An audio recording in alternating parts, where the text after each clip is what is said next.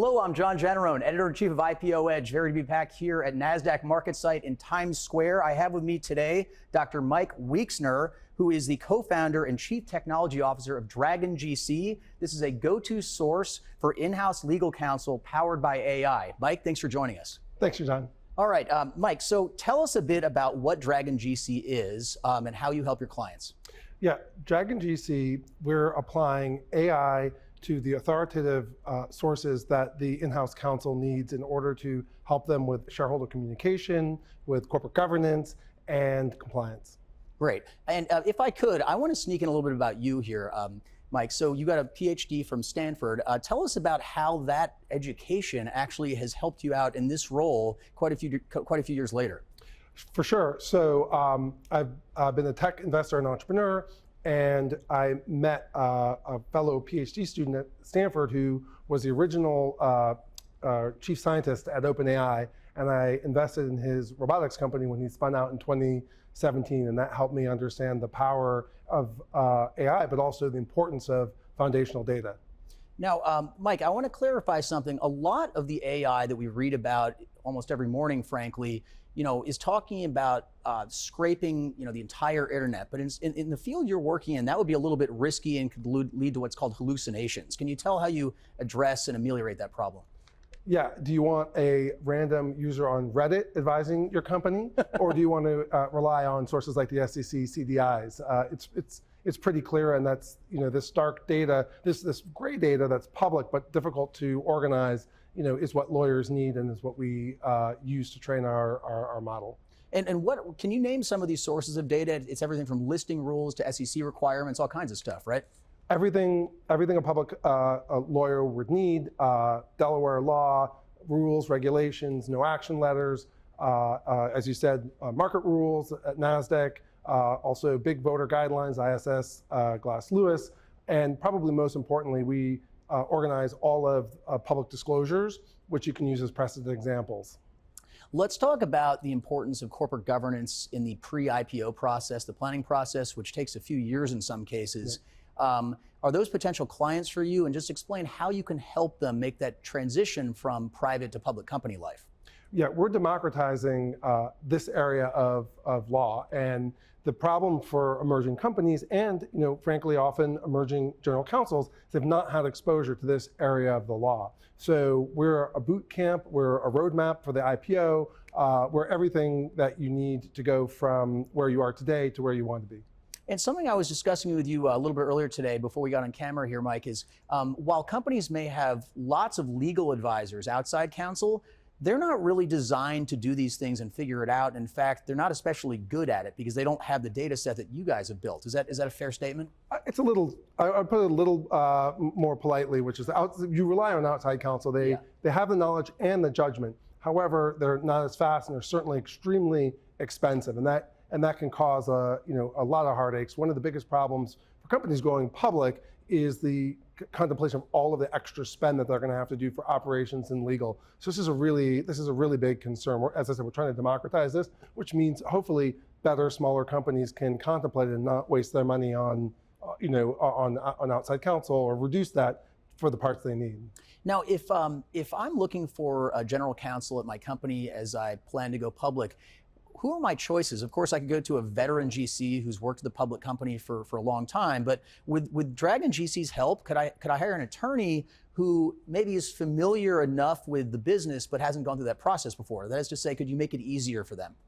Well, every company's circumstance is different. However, we are seeing an emerging trend among our clients that there are the aspiring GCs. It could be a GC of a public company who wants to be a Fortune 100 or 50 company, and I think that it extends down to private company GCs who want to become small emerging company GCs. Now, here at IPO Edge, we talk about the IPO window all the time, Mike. Something that we discussed before, which I think is fascinating, is that one of the real risks is that you'll get so much feedback from the SEC, from the regulator, that the IPO window could close by the time you've satisfied the regulator. Tell us how DragonGC could help avoid that problem, or at least minimize that risk. Yeah, so you have a lot of work to do to prepare for an IPO, and you're doing it in a combination of your internal factors and market factors. And so you're rushing to try and get there. However, there's one group that you cannot rush, and that's the SEC.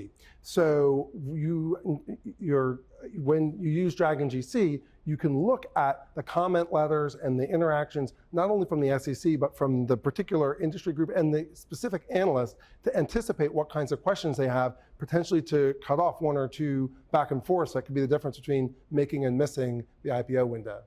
Now, are there other executives at a company that's planning to go public, or one that's already public, that could use DragonGC, say, for instance, the finance department or the CFO?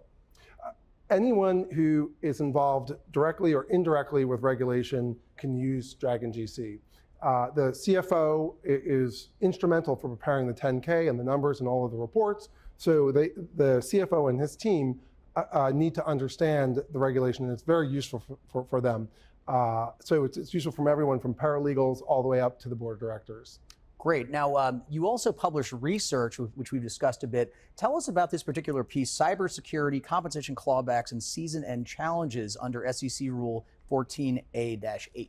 So when I was a PhD student at Stanford, one of the things I learned is that the way you get great research results is have novel data sets. And so it's been remarkable run in the first couple months of publishing research because nobody has really applied AI to this. So we've learned, for example, what's the right framework for thinking about cybersecurity? This is a new regulation that just came out, that just applied, this year, and everybody is having to deal with it. Compensation clawbacks, same situation, and there's actionable insights because we not only tell you what the strategic choices are, but we show you and link to precedent examples so you can learn and use those examples when you're crafting your own policies. Another question, we're talking about how GC might use it, but can also be used for training. Can you talk about that a bit? Yeah, so if you have a paralegal or a junior lawyer, they need to become quickly experts at maybe one section of the proxy statement.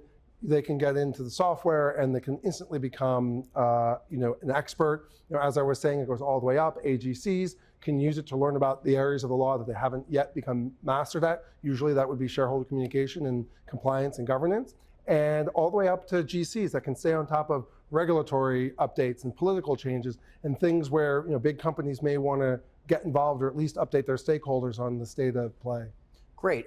Final question for you here. Something that I've observed personally over the years is a CFO of a public company almost certainly has a Bloomberg terminal. Is there potential for you to become so essential to GCs that there could be an analog there where there's actually something that you've got to have for communication purposes too?